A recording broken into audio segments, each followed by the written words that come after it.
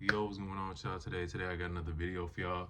Today I want to talk about learning to discipline yourself and freeing yourself from lust and temptation as a man. And in today's day and age, I know it's very hard. There's a lot of temptation, on social media, walking around, wherever you go, there's a lot of temptation out there. And there's nothing wrong with, failing, you know what I'm saying? Sometimes you're going to fail, sometimes you're going to have thoughts, and that does not make you a bad person by any means. However, if you want to be a man who gets what you want in life, to be able to use your full potential and have that discipline that'll put you in a spot where you can be the greatest man that you can possibly be, you have to have the discipline of not giving in to lust all the time. And this is one of those things that I wish I had learned a little bit earlier. Even though I don't really have any regrets. You have to go through things to know what's the most important things in life. But one of the things that isn't taught in manhood a lot of times, because like I said, the world we live in is so hard nowadays, is that you have to save what you have inside you. If you really want to live a great life. Now you can fall into the world and what it has to offer and stuff like that, as far as like women and lust and stuff like that. If you want to live your life like that, cool. But you'll live a good life, but you won't live a great life. The secret to success is, I know a lot of y'all want to hear it, is abstinence. And the reason why I say that is because sexual energy is something that should be transmuted into something creative. It's something that should be used as young energy. Young love, young energy, and all of that lust. It all goes hand in hand, but it depends on how you use it. It's kind of like a trade-off. If you choose to be abstinent, then you'll get a lot of benefits from it rather than just releasing all of the time. If you're releasing all the time, there's a big penalty to that. You feel motivated, you feel tired, and you lose a lot of your masculine features, which you lose your strength. I don't know if y'all have ever tried to go to the gym or work out after being sexually active or something like that, but you're not as strong. You know what I'm saying? You're not as strong. It's harder to lift weights. You get tired easier. Um, it affects your voice, believe it or not. Your voice won't be as deep. It affects the hair. You'll still be able to grow facial hair, but it won't grow to its full potential. Anything masculine that has to do with your body will be affected by always wasting your seed. You know what I'm saying? So you have to protect that about yourself. That's what makes you a man. You have to protect what's inside of you and treat it as such. Treat it as a temple, basically. And like I said, nobody's perfect. I've never been perfect. But it's great to try your very absolute hardest to have that discipline to be able to say no to it and know that you're stronger than it. You know what I'm saying? A lot of great things in your life can happen once you feel that benefit that you get from it. Like I said, it's a trade-off. And a lot of people, when you talk to men about this, a lot of them will be quick to shut it down because we like we like it so much, you know what I'm saying, that you can kind of get hypnotized by it.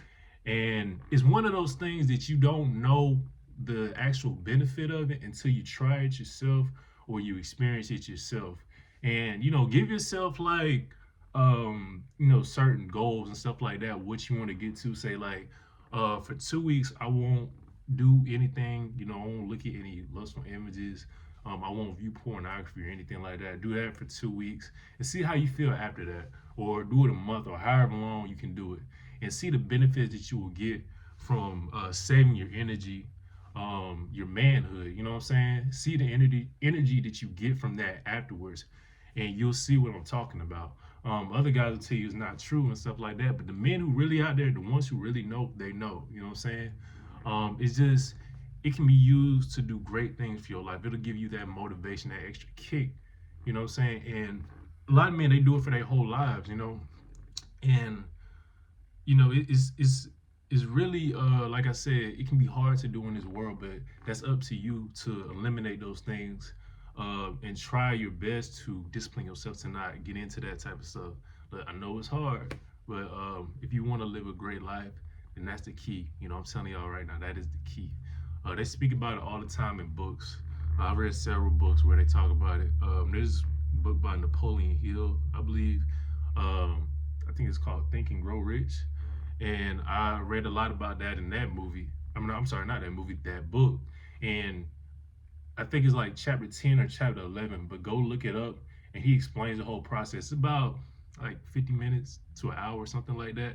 And he talks about why men actually usually ended up peaking in their 40s rather than their 50s.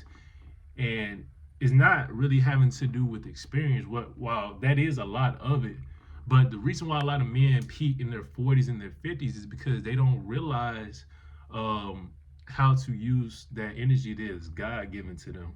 See, in your 20s, in your teen years, you have this energy that is puberty. You know what I'm saying? I know you're not going through puberty in your 20s, but you still have that very high testosterone, which causes you to want to, get busy all the time and stuff like that, play with yourself and all of that stuff.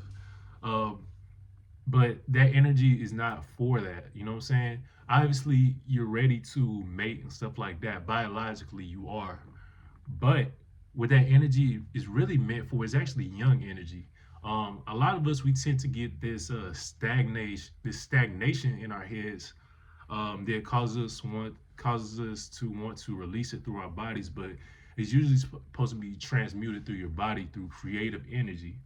And what's the other word I was looking for? But yeah, creative energy. Oh, and exercise and stuff like that is meant to be physical through your actions and your mind more than just your appendages. So if you can use it in that way, you can transform your life into something so much greater. Trust me, most of your life isn't going to be spent doing the deed. Most of your life is going to be dedicated towards making your life better. I mean, you're going to college, you're working, or whatever you're doing.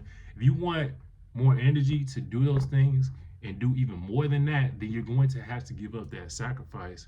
Because if you don't, you spend a lot of your time putting your energy towards this one activity, you're going to stay in the same place for your whole life. I promise you, you're going to stay in the same place. And the only way things will change is if you get tired of that, you're going to move to the next thing that's just going to be just as valuable or like on the same plane. And that's how things will go.